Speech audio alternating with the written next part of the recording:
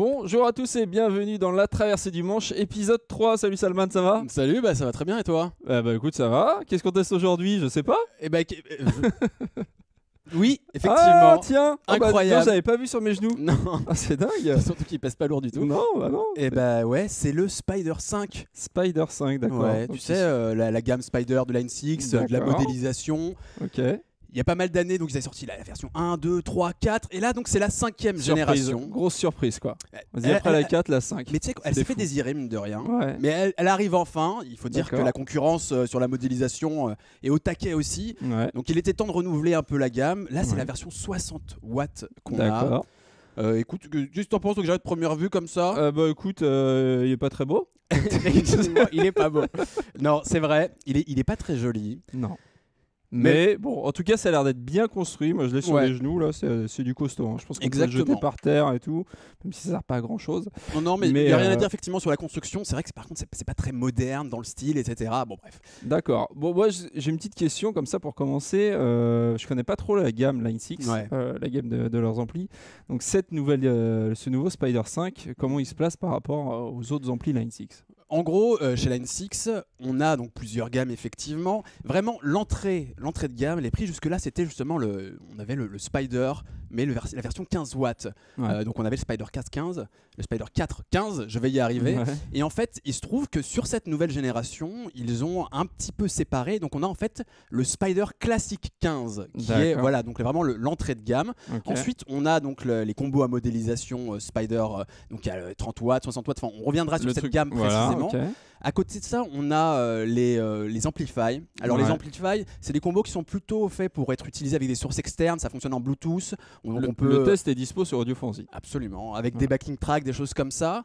On a ensuite les Firehawk, alors c'est plutôt des pédaliers, des multi-effets. D'accord. Donc, toujours on monte en gamme là en termes de Ouais, tarifs, etc. d'accord. Sachant que l'Amplify, il y a un pédalier aussi multi-effet qui lui est autour de 250 €, quelque chose comme ça. D'accord. Sur le pédalier Firehawk, là on est à plus à 400 € environ. Ok. Et puis ensuite, évidemment, on a le haut de gamme chez Line 6 avec le Helix, tu sais, qu'on avait testé il y a D'accord. quelques mois. Une Mais belle machine, mais alors là, on est à des prix. Le Helix, par incomparables. contre, c'est qu'un pédalier, c'est pas un ampli. Absolument. D'accord. Version rack, version pédalier. D'accord. On sait pas un ampli, donc vraiment en ampli on a les Amplify, on a les Spider 5. Il y a un Firehawk aussi, tu sais, un espèce de monstre pour la scène avec 1500 watts. Rien que ça. C'est complètement fou. Et puis voilà, en gros, c'est vraiment le combo à modélisation, la gamme principale chez Line 6, ça reste quand même le Spider, Ok. plutôt orienté débutant, Ouais. comme souvent avec la modélisation, j'ai envie de dire. En tout cas, grand public. Après, Ouais. évidemment, il y a le Helix, des choses comme ça. D'accord. Mais voilà, c'est vraiment une gamme importante chez Très Line 6. bien. Et donc, du coup, justement, cette gamme, elle se compose de combien de produits? Alors, en gros, donc comme je vous l'indiquais, cette année, ils ont un petit peu séparé le tout petit modèle, le 15 watts, donc qui est intitulé le Spider Classic 15. Il n'a pas le 5 dans son nom. Ouais. Ensuite, on a le 30 watts, on a le 60 watts. Le 60 watts. Ça, Qui c'est est celui-là, 60 ouais, watts, d'accord. absolument. On a ensuite un 120 watts, Mhm. avec cette fois-ci un HP de 12 pouces. En gros, là, sur le 30 watts, on était avec un HP à 8 pouces. Là, c'est du 10 pouces. Voilà. Sur le 120, on est sur du 12 pouces. Et puis, on a un 240 qui est en fait un ampli stéréo avec 2 là, fois 2 120. HP, 2 x 120 et avec 2 HP de 12 pouces. D'accord, ok. Et donc, il y a aussi, tu me parlais d'un HP de 10 pouces ici, mais il y Ouais. a aussi un petit tweeter, c'est ça? Exactement, sur chacun des modèles, il y a des tweeters supplémentaires parce que c'est aussi de l'ampli connecté, donc il y a une entrée auxiliaire en fait, tout Mhm. simplement. On attend de vous que vous utilisiez des sources externes pour utiliser des backing tracks, des choses comme ça. Et donc pour reproduire au niveau sonore de la façon la plus optimale possible, ils ont rajouté un tweeter. D'accord. Et tu m'avais parlé aussi des sorties directes. Alors, Ouais. on va le retourner, tiens. Si tu veux, en fait, il faut savoir que dans la gamme, donc, il y a effectivement plusieurs puissances, mais il n'y a pas exactement les mêmes fonctions suivant Ouais. les différentes puissances. Par exemple, sur les 30 et le 30 watts, donc Ouais. le premier modèle, il n'y a pas le looper intégré, il n'y a pas non plus l'intégration du système sans fil relais. Alors, On verra y ça, c'est reviendra, cool. Ouais, évidemment, ouais. on y reviendra. Par contre, ça commence à arriver, ça c'est deux fonctions sur le 60 watts. Et puis après, quand on monte encore en gamme, à savoir sur le 120 watts et le 240 watts, on a des sorties XLR, Ouais. on a un grand lift pour voilà. D'accord, ouais. Donc on a quelques petites différences qui sont censées être adaptées en gros au type d'utilisation suivant la puissance. Voilà. D'accord. Il y a juste vraiment le 30 watts qui a un peu moins de choses, un peu moins doté, effectivement. D'accord. Bah, c'est pour ça qu'on a choisi le 60 à tester. Exactement. Du coup, je voulais faire un petit tour aussi de la connectique, Ouais. vu qu'on l'a retourné. Alors là, je vois deux petites prises intéressantes. Deux prises USB, en fait. Ouais. Une où il y a marqué iPhone, iPad, Ouais. iPod même. Ouais. Non, c'est marrant, ils se sont trompés, c'est iPod, il y a marqué, il n'y a pas iPad. Bref, on peut l'utiliser avec un iPad, on le fera pendant l'émission. Et Android, PC, Mac. Ouais, Donc exactement. à quoi ça va servir? Eh bien, c'est un ampli connecté, mais connecté à sa manière. C'est-à-dire qu'il ne va pas jusqu'au bout en proposant du sans fil, mais on peut connecter, alors soit voilà, PC, Mac, un appareil mobile Android, ou alors un appareil Apple. Donc en gros, ils ont séparé ça en deux entrées. Il y en a une qui est dédiée aux appareils iOS, parce qu'en fait, on peut utiliser simplement avec le port Lightning, en fait, voilà, propriétaire Apple. On a juste à utiliser son câble habituel avec le embout USB. On rentre là-dedans, on sélectionne bien la version iPhone, iPod, enfin iOS, et donc on peut utiliser directement avec son câble. Et puis pour tout le reste, et ben là, hop, on utilise le sélecteur différent. Et là, on peut rentrer en USB, avec ce port particulier, mais c'est de l'USB classique, avec un Mac, de l'Android, du PC. Et voilà, c'est tout le reste en fait. Tout simplement. Et donc on peut pas contrôler, on est obligé de le contrôler avec un câble du coup. Exactement. Alors c'est assez limite. C'est un peu bizarre comme choix, honnêtement. Ouais. On spoil déjà. Mais ouais, c'est un peu étonnant. Autant voilà l'aspect connectivité, etc. C'est un truc très à la mode, très en vogue. C'est un peu plus étonnant de se dire voilà, on est obligé de rester quand même près de l'ampli pour le modifier, alors qu'on a aussi un panneau à l'avant qui te permet normalement de modifier les choses. Bon, c'est un peu étonnant. Surtout que si je me trompe pas, l'Amplify fonctionne en Bluetooth, il me semble. Absolument. Exactement. Si mes souvenirs sont ouais, bons. c'est ça. Donc là, il y a une prise pour le fameux pédalier Line 6, dont on verra une fonction qui peut être assez intéressante. En tout cas, voilà, c'est toute la gamme FBV, pardon. FFB. La gamme FFB. Donc, non, j'arrive toujours pas à le prononcer. C'est pas grave. FBV. Voilà, c'est ces références un peu compliquées. Il y a 3 pédaliers essentiellement, avec des gammes de prix différents. On y reviendra peut-être. Ok, bon, l'alimentation, ça n'a rien de. Ouais, l'entrée quand même externe aussi, auxiliaire.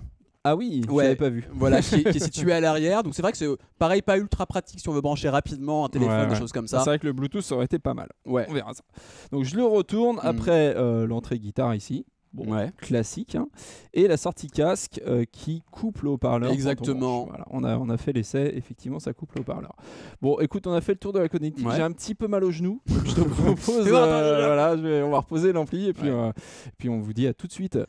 Et nous revoilà donc pour cette fois-ci utiliser l'ampli. Donc on a mis la petite caméra devant. Tu as sorti la guitare. J'ai sorti une guitare. Et on est dans la thématique Line 6 Yamaha. C'est une Revstar. C'est le modèle RS820CR. C'est l'un des modèles les plus haut de gamme chez Revstar. C'est le modèle juste avant le plus haut de gamme qui est made in Japan. Ça reste fait en Indonésie. D'accord. Tu l'avais testé et tu l'avais plutôt bien aimé. Vous pouvez vous retrouver notre test effectivement de 2 des modèles Revstar. Ok. Donc tu m'as dit que l'ampli est un ampli à modélisation, donc j'imagine qu'il y a des modélisations dedans, d'ampli et d'effets. Donc voilà, il est intelligent ce garçon, n'est-ce pas? Et donc je voulais savoir ce qu'il y avait dedans, tout simplement. Ouais. Écoute, il y a plein de choses dedans et pour le découvrir ça, il faut évidemment qu'on branche une guitare. Mais alors pour brancher une guitare, on a un truc trop bien. Alors, montre-nous ça. Qu'est-ce que c'est que ça? Eh ben ça, un suppositoire. Tu veux qu'on essaie? Ça va aller. Et donc, pardon. Et donc oui. Alors, qu'est-ce que c'est le relais G10? En fait, c'est un transmetteur sans fil que propose Line 6. Alors, il y a plusieurs gammes chez les relais. Le G10, c'est le dernier qui est sorti. Ça, c'est juste le récepteur. Il y a aussi normalement un boîtier un petit boîtier, absolument. Donc, qui peut être utilisé sur n'importe quel type d'ampli. Et en fait, sur les nouveaux Spider, donc sur les Spider 5, ils ont intégré le récepteur à l'intérieur de l'ampli. Donc cool. en fait, pour brancher sa guitare, si on a déjà un relais, qu'est-ce qu'on fait? On prend le relais, on le met, hop, on l'insère dans la guitare, dans l'ampli, tac, voilà. Il clignote d'abord en rouge, ensuite en vert, et une fois qu'il est complètement en vert, on est avec toi, vas-y. Et bah là, il sait, voilà, c'est bon, c'est connecté. Bon, j'ai plus qu'à faire ça. Je le prends, je le mets dans ma guitare. D'accord. Insère. Et là, normalement, ça clignote. Voilà, il va, tac, c'est bon, il est bon. Et là, j'ai du son. Magique. C'est super simple, c'est ultra intuitif. Et ça coûte cher ou pas, ça, le relais G10? Et alors, le relais G10, eh ben, c'est une excellente question. Tu avais pensé celle-là. Je sais plus le tarif. Vous mais regarderez. Il y a plusieurs possibilités dans les relais. Cher. Non, c'est parmi les. Il y a d'ailleurs des super threads forum sur Audiofanzine à propos du relais G10. Beaucoup parmi vous s'intéressent à ce modèle parce qu'effectivement, il est pas très cher et fonctionne plutôt bien. Les retours que j'ai vus, c'est la sélection de canaux est automatique, etc. C'est super intuitif. Je vous invite à regarder le prix, mais en tout cas, c'est assez peu cher par rapport à ce que fait la concurrence. Voilà. D'accord, donc revenons aux modélisations. Donc tu me dis, je crois qu'il y a 200 modélisations, c'est ça? Ouais, en tout, en fait, il y a 200 modélisations, donc ce qui inclut des amplis, des baffles, des effets. Donc vraiment, voilà, si on prend la globalité de ce qui est embarqué dans cet ampli, effectivement, il y en a plus de 200, ce qui est assez énorme quand on compare aux précédents modèles, parce que sur la génération 4, on avait 4 amplis, on avait 6 effets, on avait 3 effets simultanés maximum, alors que là, par exemple, on a donc 8 effets simultanés possibles. Dont 3, c'est pas mal, dont 3 qui sont dits intelligents, c'est-à-dire on peut vraiment les paramétrer intégralement, choisir si on veut un délai, si on veut un chorus, etc. Alors que sur certains effets, on est plus genre par exemple le compresseur, on reste sur le compresseur, on peut pas dire le compresseur est remplacé par quelque chose d'autre. Mais bon, ça fait quand même 8 effets simultanés, ce qui est assez énorme. D'accord, bon, la quantité ne fait pas la qualité, donc on verra la qualité de ces modifications un peu plus tard. Mais d'abord, je voulais parler des fonctionnalités, parce qu'il me semble que c'est un des gros points forts quand même de cet ampli, c'est justement de proposer pas mal de choses qui sont pas présente chez la concurrence. Ouais, exact, c'est vrai. En fait, ce qui est intéressant, c'est qu'on a évidemment un accordeur intégré, ça c'est ultra classique. On a un looper, ça existait déjà sur la génération précédente. On a un tap tempo, pareil, ça existait déjà sur la génération précédente. Le looper, justement, je vois que tu m'en parles un petit peu parce qu'il y a quelque chose d'intéressant à dire. Le looper, c'est effectivement, il est accessible sur la façade de l'ampli. Donc tu vois, c'est ce bouton-là qui indiquait. Sauf que évidemment, utiliser un looper en étant à côté de son ampli, hop, pour lancer, j'appuie sur le bouton, je joue, pour stopper et relancer la boucle, j'appuie à nouveau, c'est inutilisable. C'est mieux avec les pieds, généralement. Exactement, et donc pour ça, ils ont évidemment conçu donc, la connexion avec les pédaliers Line 6. En gros, si vous voulez vraiment exploiter le looper de façon optimale, il faut clairement vous munir d'un pédalier Line 6. Ça, c'est clair. Qui coûte au bas mot, on va dire, le premier prix. Il me semble que c'est à peu près 150 € le premier. Quand même. Le Express, si je dis pas de bêtises. Et ensuite, voilà, enfin c'est... Oui. Voilà. Et donc, Arnaud veut communiquer avec nous, c'est pas grave. Donc c'est quasiment le prix de l'ampli quand même. Je veux dire la moitié de l'ampli. Parce que si on prend le modèle 30 watts qui est le modèle juste en dessous, lui, il commence à 200 € à peu près. Là, sur le modèle 60 watts, on est plus autour de 350 € à peu près. Donc c'est pas tout à fait la même gamme de prix, mais effectivement, ça oblige à rajouter. Dans le tarif global, effectivement, si on veut vraiment utiliser le looper de façon optimale, comme je disais. Sinon, dans les autres fonctions, donc un tap tempo, ce qui était déjà présent sur les précédentes versions. Il y a des enregistrements aussi, c'est ça, des boucles de batterie. Alors, il y a deux choses inédites, effectivement, qui sont certainement inspirées un peu du Spider Jam, tu sais, cette version d'ampli à modélisation, où c'était pas la modélisation là qui était le centre, vraiment le cœur de l'ampli, mais bel et bien la possibilité de jouer avec des musiques embarquées, des boucles de batterie avec des artistes impressionnants qui participaient donc à la création de ces boucles. Et là, alors c'est beaucoup moins développé, mais ils ont utilisé quelques boucles de batterie avec plusieurs styles, on verra ça rapidement. Et puis il y a aussi un truc qu'ils ont appelé des riffs démo. En fait, ça sert à quoi ça? Parce qu'on s'est un petit peu posé la question quand on les a annoncés la première fois. Tu sais quoi, j'ai envie de te le montrer tout de suite. On n'y reviendra pas après comme ça. En gros, donc là on a, vous voyez, le panneau principal de l'ampli, donc ce avec quoi on va naviguer donc à travers cet ampli. En gros, ce bouton-là, lecture, il est dédié aux boucles de batterie, au métronome, parce qu'il y a aussi un métronome intégré, et puis effectivement à ces riffs démo. Donc vous voyez, si j'appuie là, j'ai une guitare qui joue. En fait, ce sont des riffs qui sont intégrés et qui vont en fait être utilisés comme test, parce que lorsque je lance ce riff, je peux changer le preset à tout moment. D'accord. Et donc changer, tu vois, tweaker, modifier, trouver le son qui me plaît sans avoir à jouer en même temps. C'est assez malin. Alors c'est pas forcément la feature qui fait la différence avec les guitaristes expérimentés, etc. Mais en tant que débutant, tu sais pas exactement ce que ça va donner. Tu vois un riff bien effectué qui te donne une idée du rendu final. Et les boucles de batterie, alors tu peux nous faire écouter et écoute, regarde les boucles de batterie. Donc en gros, juste avant, j'aimerais qu'on parte quand même sur le principe d'utilisation globale, si tu veux, de l'ampli, la navigation exactement. Donc ça, c'est le bouton pour revenir à l'origine. Voilà, à la base, on est comme ça. Si tu veux, on a vraiment le centre névralgique de la navigation, c'est ce potard donc tu vois, qui coulisse, qui permet de naviguer de gauche à droite. On peut aussi appuyer dessus. Alors en gros, donc, évidemment, il y a la navigation parmi les presets, comme ça, hop, tac, voilà. Ensuite, on a des potards qui sont assignés de base donc, à des fonctions, soit liées à l'ampli en lui-même, c'est-à-dire tu vois quand on appuie sur ce bouton là on est vraiment sur l'ampli, soit aux effets, tu vois là hop ça change et là on rentre dans les effets. Avec le code couleur qui va bien. Exactement, le code couleur de Line 6 que vous connaissez certainement maintenant, qui est présent sur l'Helix, sur l'Amplify, sur le Firehawk, etc. Par exemple, voilà, je sais que la disto est en verte, des choses comme ça, voilà, enfin, on sait, ou le délai, je sais plus, bref. En gros, voilà, il y a vraiment un code couleur classique, vous pouvez pas vous perdre normalement si vous le maîtrisez, à l'inverse de moi. En gros, hop, les potards, tu vois, si on se met sur l'ampli, eh ben, je sais que drive, donc en gros le gain, hein, et ben voilà, je peux le modifier. Il y a aussi l'écran qui me l'indique, tu vois, c'est en temps réel, comme ça, ça modifie aussi. Hop, pareil, tu vois, bon, on a l'EQ, on a le volume, on a un master volume aussi, et c'est pareil pour les effets, puisque tu vois, ils sont assignés de base à un potard. Alors là, pour la reverb, tac, vous voyez, hop. Donc là, on a accès à un paramètre de la reverb. Exactement. C'est le paramètre global. On peut évidemment éditer de façon beaucoup plus fine. Mais en tout cas, c'est vraiment l'approche la plus simple, la plus directe. Donc comme vous le voyez, là, il y a reverb de marqué parce que la reverb, elle sera toujours à cet endroit-là. Le compresseur, il sera toujours à cet endroit-là. Et comme je vous l'indiquais, il y a 3 effets intelligents où là, ça peut être assigné de façon complètement libre.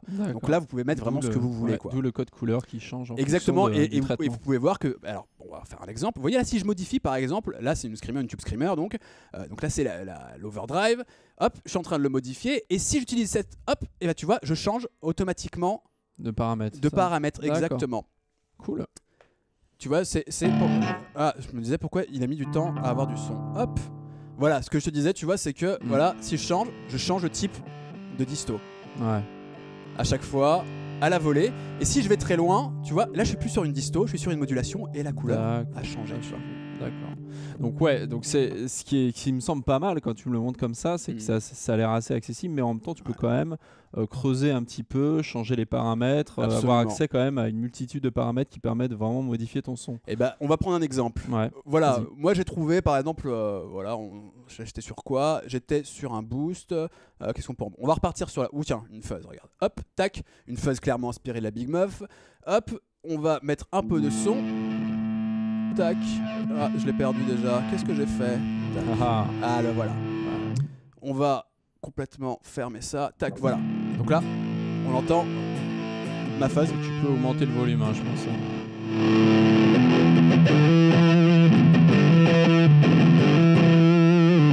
Et ce que je peux faire, c'est l'éditer à tout moment. Tu vois, je vais dans Edit.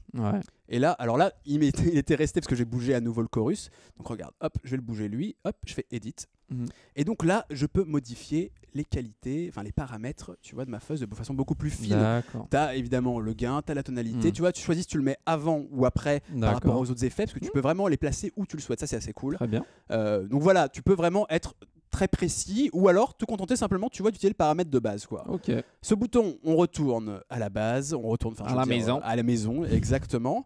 Donc comme je vous l'indiquais, hop, ampli, là, voilà. Si on réappuie sur ampli, et ben c'est là où je modifie les modélisations, tu vois, les différentes simus d'ampli. Avec des noms assez parlants, j'imagine. Évidemment, c'est très parlant, Citrus, Orange, voilà, enfin des choses comme ça. Sachant que je peux eux aussi les éditer à chaque fois, en choisissant le baffle, le type de micro. Donc voilà, c'est la présence. Alors là, je t'ai passé, vous voyez, sur un autre paramètre après, automatiquement. Plus je descends, plus je passe sur un autre paramètre. Mais voilà, il y a plein de choses à faire. On a bien compris donc du coup le fonctionnement sur l'ampli. Tu m'as préparé, je pense, quelques presets pour les démos. Est-ce que tu veux d'abord montrer l'iPad pour lancer les presets à partir de l'iPad? On va peut-être juste terminer, si tu veux bien, sur les autres boutons. Donc ça, c'est le bouton looper, on l'avait dit. Ça, c'était, voilà, c'est là où on voulait en venir tout à l'heure. Là, on a les riffs, on peut les changer. Tu vois, il y a plusieurs riffs. D'accord. Attends, lecture. D'autres riffs, voilà. Ensuite, ce que je peux faire aussi, c'est, hop, là, passer sur les batteries. Highway Rock, par exemple. Faire ACDC.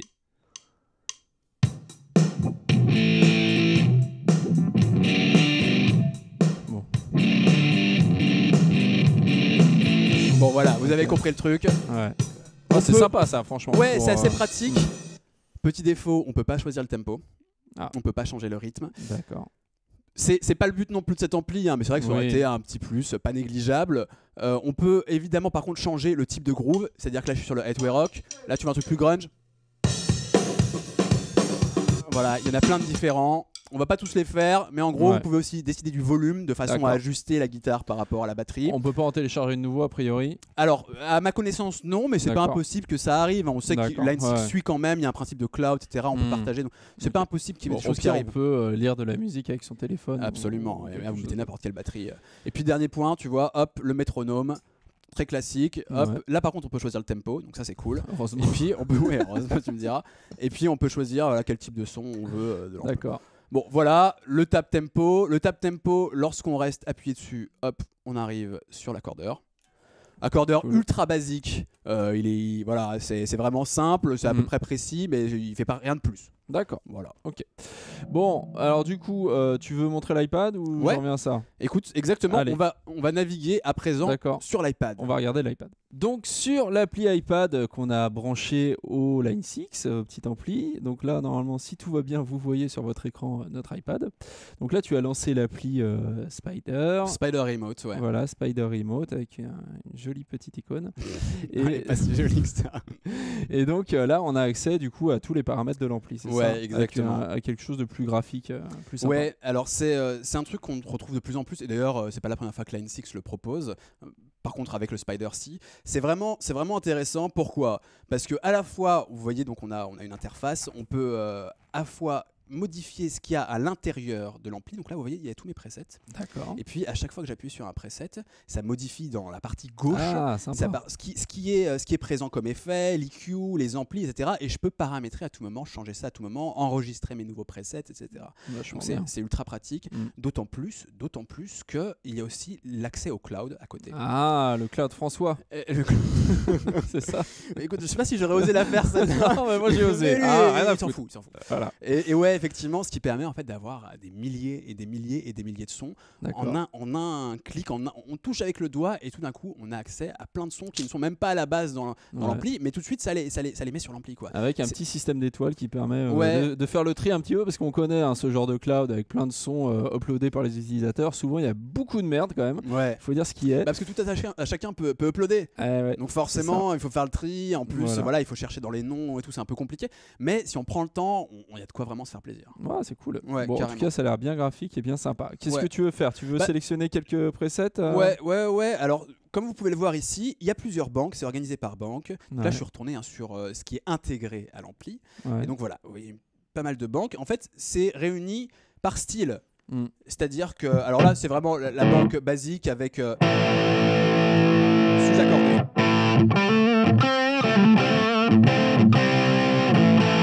Ouais, pas tout à fait accordé. On s'accorde et on revient. Ok, donc t'es accordé. On est de Premier retour. preset. Allez, vas-y, Exactement. balance la sauce. Alors ça, c'est celui de base, vraiment, tu vois.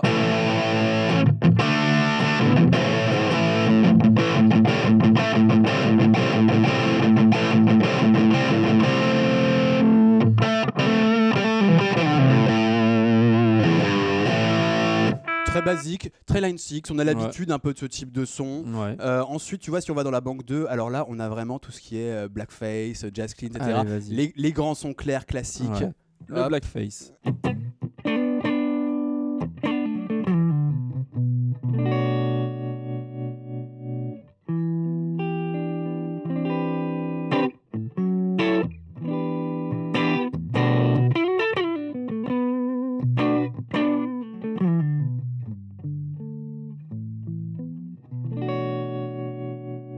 Très bien. Ok, ensuite on a les sons de guitare acoustique. Ah. Ça, on n'y échappe jamais avec la modélisation. On aimerait bien y échapper, Ouais. mais ça arrive pas souvent finalement. C'est rarement convaincant. On va écouter là ce que ça donne. Je vais m'augmenter un petit peu peut-être avec la guitare parce qu'on est baissé un peu. Ah, Vas-y.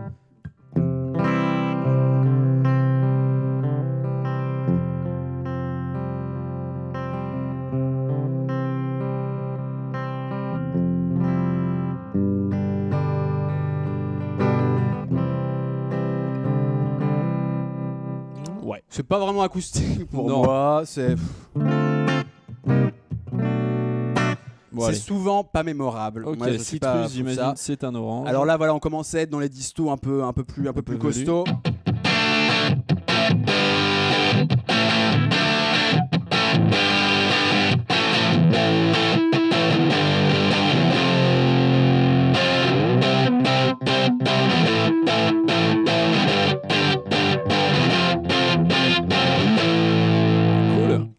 Très bien. Très classique aussi, pareil. Alors là, on est dans du British. Allez. Un peu plus JCM costaud. 800.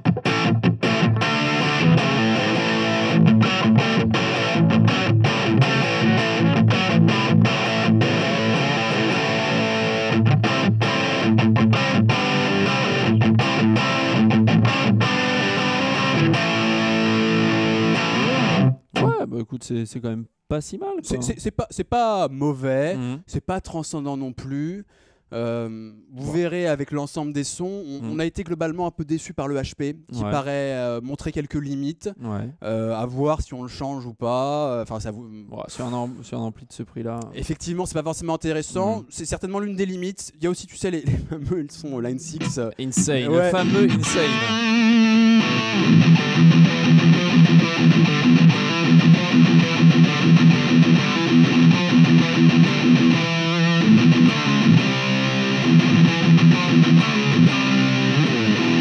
Voilà, les grosses distos. C'est bon, ça dure pas trop là. C'est bon. Moi, j'ai dans la banque suivante. Les synthés. Ça, en fait, je trouve que la modélisation, particulièrement sur ce modèle-là, on n'est pas dans l'ampli à lampe, etc. Autant assumer le côté synthétique. Et c'est là où ça devient fun en fait pour moi, où ça devient cool. Et donc là, il y a des trucs assez intéressants autour de sons de synthé.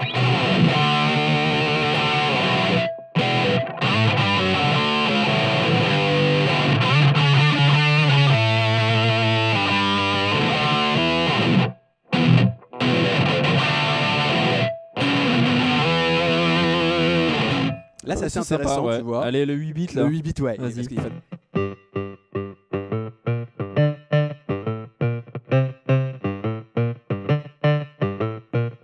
Voilà, sortez les Game Boy. C'est cool. C'est très très fun. Et surtout, c'est là qu'on voit que ce qui est intéressant, c'est que ça réagit assez bien à la guitare, à la dynamique. Et que.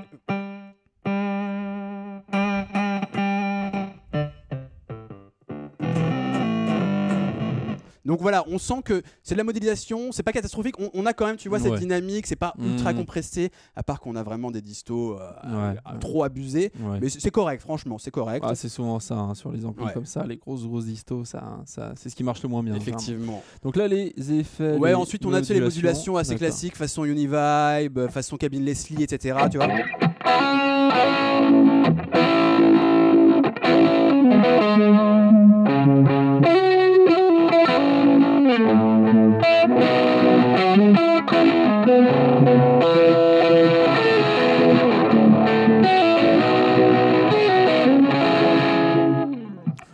C'est pas. Bon, mon accordage là, est un peu approximatif, mais c'est pas transcendant quand on part sur les presets comme ça, parce que c'est souvent gavé, en fait, c'est noyé sous les effets. En étant un peu plus subtil, tu vois, en modifiant les paramètres, on obtient des trucs quand même plus convaincants, globalement. Voilà.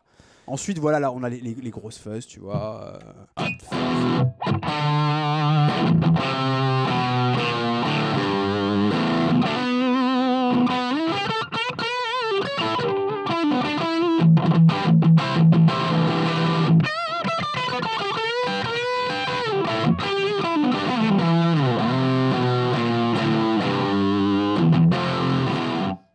Gros. Oui, c'est sympa. Oui, c'est correct. Après, bon, on va pas tout faire, mais voilà, du rock un peu plus subtil. Ensuite, on a vraiment les trucs métal. Voilà, on a un truc un peu blues, un peu plus country. On va quand même, parce que ça c'est un peu différent quand même. Regarde, tu vois, par exemple, hop, quelques cleans quand même.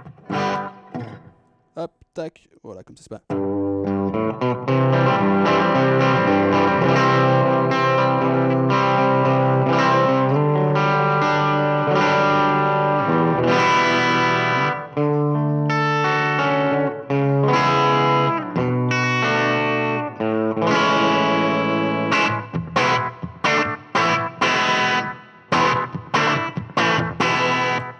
C'est voilà sympa, en gros. Ok. Hop, on a. Allez, on va peut-être faire un petit dernier. Allez, un petit dernier pour la route.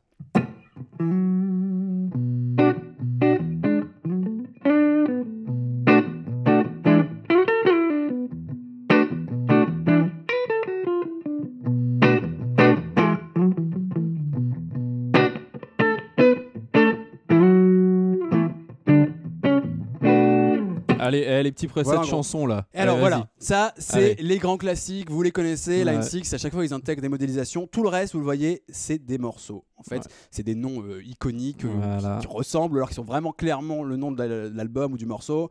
Et donc voilà, on s'y retrouve. Vous voyez par exemple, je sais pas, par exemple le petit Ain't Talking About Love.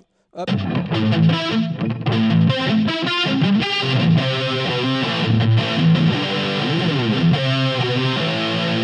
Et pourquoi j'ai pris celui-là? Parce que je le trouve particulièrement raté.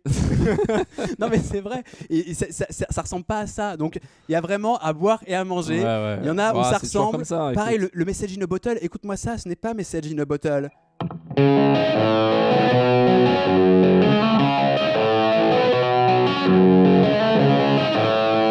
Tu vois, si je peux me permettre, t'as pas la Telecaster. Certes, mais c'est quand même pas ça.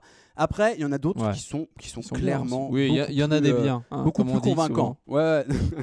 À quoi tu penses? Non, il y en a qui sont beaucoup plus convaincants. Allez, vas-y. Pour terminer sur une bonne note. Qu'on en mette un quand même. Bon, voilà, ça c'est le premier. Pas bien compliqué.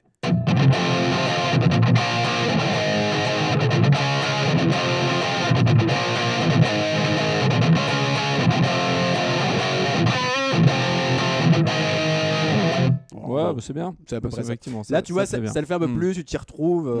Voilà, tu vois, il y a aussi celui-là que je trouve assez pas mal du tout.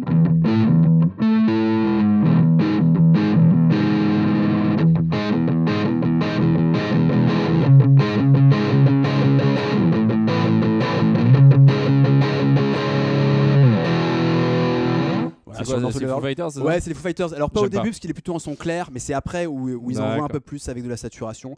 Bon, voilà en gros. Ok, bon. Et donc toi, du coup, ton impression générale, on va dire, sur le son de l'ampli, c'est quoi ?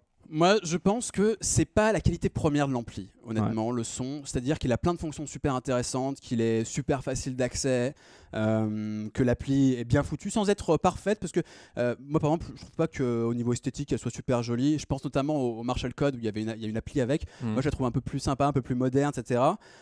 Pour autant, c'est super facile d'accès. Il y a plein de choses à faire facilement. Et ouais, sur le son.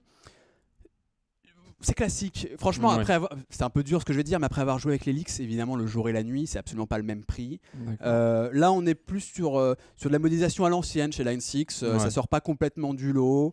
Ça fera la blague. C'est bien sans plus, quoi. Exactement. Voilà. Et surtout, je te dis à nouveau, je pense qu'on est pas mal limité quand même par le HP qui est intégré, ce qui était, il me semble, un bémol déjà relevé pour les générations précédentes. D'accord. Et au niveau de la puissance de ce V60, voilà, il y a des personnes qui vont se demander est-ce que je peux jouer avec un batteur, avec un groupe, dans un groupe et tout avec. Donc toi, du coup, là, on est à moins de un tiers, c'est ça ? Ouais. Et en plus, tu sais, il y a aussi le volume qu'on peut rajouter. Voilà. Non, il y a largement de quoi faire. 60 watts, c'est pas mal. Après, il y aura toujours ce problème de comment tu t'intègres au mix, enfin comment tu t'intègres au groupe avec lequel tu joues. Le fait que le HP ait certaines limites, qu'il soit un peu, tu vois, on est censé être un peu serré. Le son est toujours un peu serré. Il est pas aérien, il emplit pas. Il remplit pas la salle, etc. Donc c'est à voir en configuration scène. Il faut voir aussi les autres modèles, parce que sur le 30-60 watts, on est quand même plutôt pour une config maison ou petite répète. Après sur les 120-240, on est clairement pour de la scène, de la grosse répète, etc. Il y a à la fois plus d'entrées, il y a à la fois des HP plus puissants, voire doublés en stéréo. D'accord. Il faut voir, mais c'est clairement une des limites pour l'instant du modèle qu'on a en tout cas. Peut-être une dernière chose avant de passer à la conclusion, justement je voulais revenir sur l'appli iPad, sur la création de presets. Ouais, exactement. Alors, on va quand même présenter, tu sais, par exemple, la guitare. Ouais, regarde, hop, tac. On peut partir d'un preset utilisateur, enfin d'un preset vide à la base. Donc voilà, à gauche, on a tous les effets possibles. On a les 3 effets intelligents, vous voyez, qui sont encadrés. Eux, on peut vraiment choisir ce qu'on veut. Ça peut devenir un délai, un chorus, ça peut devenir une disto, n'importe quoi. Alors que le compresseur, l'EQ, le volume, la reverb, eux, ne peuvent pas bouger. On peut les paramétrer, mais on ne pourra pas les remplacer par d'autres types d'effets. Donc en fait, à chaque fois, tout ce que j'ai à faire, c'est à actionner, vous voyez, comme ça ou non, si je veux ce type d'effet. Et puis ensuite, je clique dessus et là, je peux modifier, tu vois, ces paramètres, c'est tactile, etc. C'est plus simple que sur l'ampli directement. Exactement, pareil, vous voyez. Alors si je le fais par exemple, là c'est une disto qu'on a. hop, si je clique dessus, comme c'est un effet intelligent, je peux vraiment changer quel type d'effet c'est.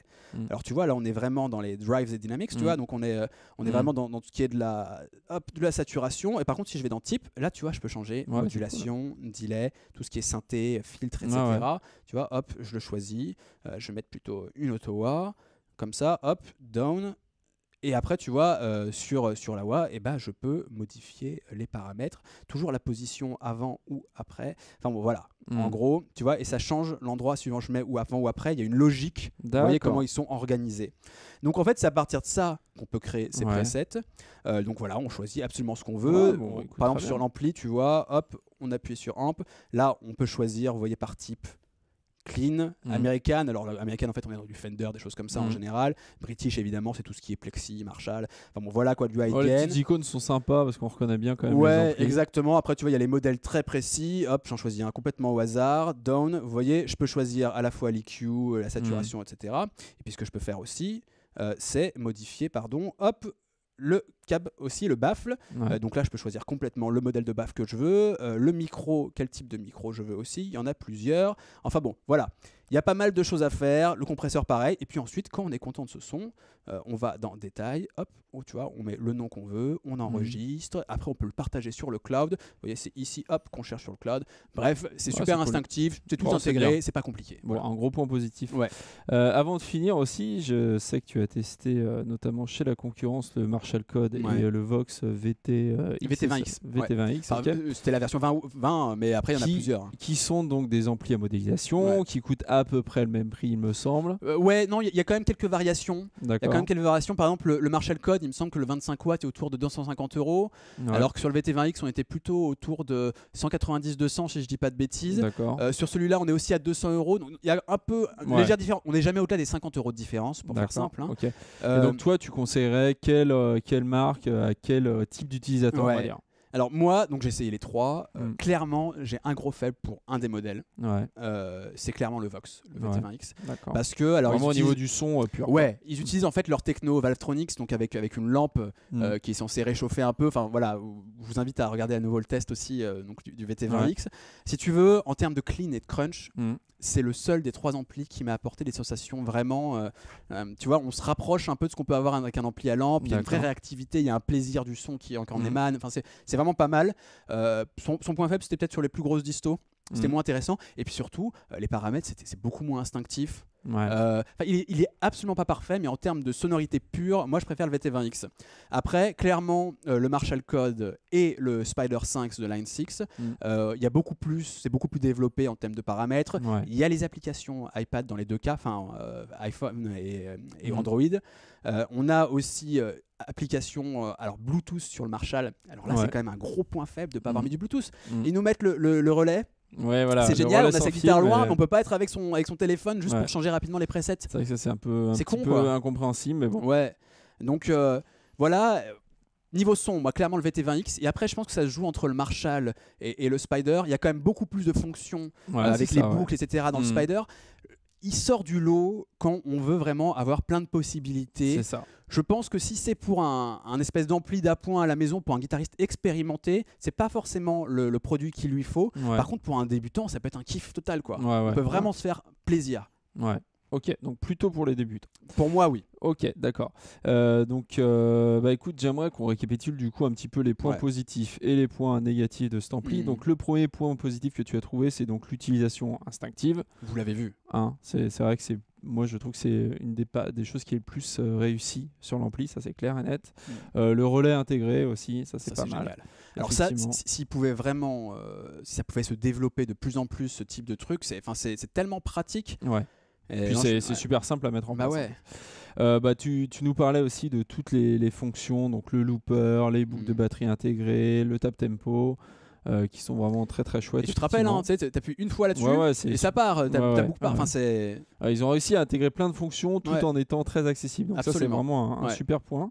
L'accès à tous les paramètres. Donc tu disais qu'effectivement on avait à la fois quelque chose de très simple pour les débutants, c'est-à-dire qu'on a accès tout de suite aux paramètres principaux, mais si on veut, on peut creuser un petit peu. Absolument. En fait, c'est le bouton Edit qui fait la différence. C'est-à-dire que si vous voulez vous contenter des potards et de naviguer un petit peu avec ça le fait. Mais si vous voulez vraiment rentrer dans les détails, modifier le micro, le baffle, etc., la fonction Edit, il y en a pour tous les goûts. Ouais, d'accord. Donc le nombre de modélisations, on a vu qu'il y en avait plus de 200, donc ça c'est quand même assez énorme, surtout par rapport aux anciens Spider et puis par rapport à la concurrence. Et tu voulais finir par le rapport taille-puissance, qui est assez élevé. C'est vrai qu'il envoie quand même pas mal. C'est un 60 watts qui envoie pas mal, et surtout, il est... Tout à l'heure je faisais la blague sur... mais en fait il est pas si lourd que ça. Non. Je faisais semblant. il est plutôt petit pour un 60 watts. Moi je me vois parfaitement le trimballer pour de la répète régulièrement. Carrément. Donc on est dans les moins, donc dans les points négatifs. Tu voulais commencer par le look. Ouais, il est pas beau honnêtement. Il est pas beau.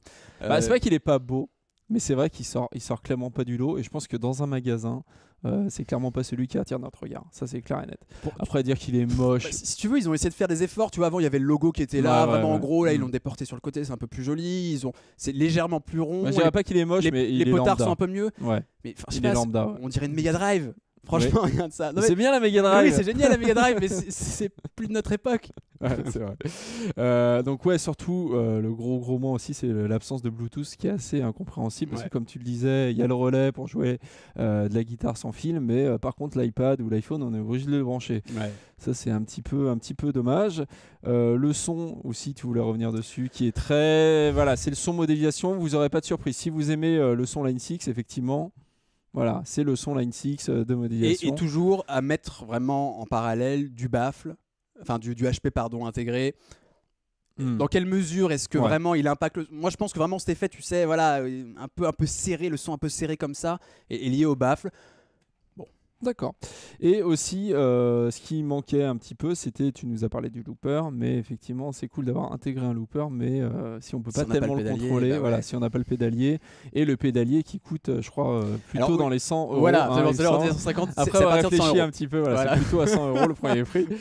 Donc voilà, et surtout, la dernière question qu'on se posait vis-à-vis des fonctionnalités du son ampli et de son prix, c'était finalement la cible. Parce que c'est vrai que tu nous as dit que toi tu verras bien ça pour les débutants, mais en même temps il coûte quand même alors celui-là 350, en fait c'est surtout, tu sais, le palier, c'est-à-dire que si on prend le 30 watts 200 euros, ça reste logique avec ce qui se fait à côté. Et là on peut se dire bon, qu'est-ce que je fais. Par contre là on passe, c'est 150 euros de plus tout d'un coup, 350 pour le 60 watts, ça commence à être un investissement important. Alors certes il est peut-être un peu plus taillé pour des répétitions, des choses comme ça, mais vu les sonorités qu'on obtient, alors certes on a plein de fonctions. Pour moi ça doit être un ampli qui doit se cantonner à la maison, et de préférence pour les débutants. Et en même temps, tu vois, ils essayent, il y a un modèle de 140 watts. Oui, voilà, c'est ça. On sait pas trop ce qu'ils veulent faire avec cette série. À la fois, il y a de la logique, et en même temps, elle est tellement étendue, la gamme, on se dit à qui ça s'adresse fondamentalement, on comprend pas. Puis voilà, ceux qui ont déjà un relais ou pas. C'est un peu bizarre. Le placement est un petit peu étrange. Et donc, je te laisse annoncer la note finale, qui est de... Eh ben écoute, on part sur 3,5. D'accord. C'est vraiment à une mettre... note honnête, mais pas folle. Ça aurait pu être 3, c'est 3,5. C'est aussi à mettre en parallèle avec les notes qu'avaient obtenues les autres amplis. Moi, je vous le dis, en tant que guitariste, certes lambda, mais qui a quand même un peu de bouteille derrière, c'est pas un ampli vers lequel je m'orienterais, à l'inverse par exemple du VT20X, mais il peut certainement trouver son public, ne serait-ce que parce qu'il a plein de fonctions super intéressantes que moi j'aurais certainement adoré au début. Donc voilà, on essaie de pondérer la note. 3,5, ça me paraît assez justifié. D'accord, ok. Bah écoutez, on espère que vous avez en tout cas aimé cette émission. N'hésitez pas à liker la vidéo, à vous abonner à la chaîne, parce qu'on va revenir, et donc vous serez au courant des nouvelles vidéos de la traversée du Manche. Voilà, on vous dit à très bientôt. À bientôt. Ciao.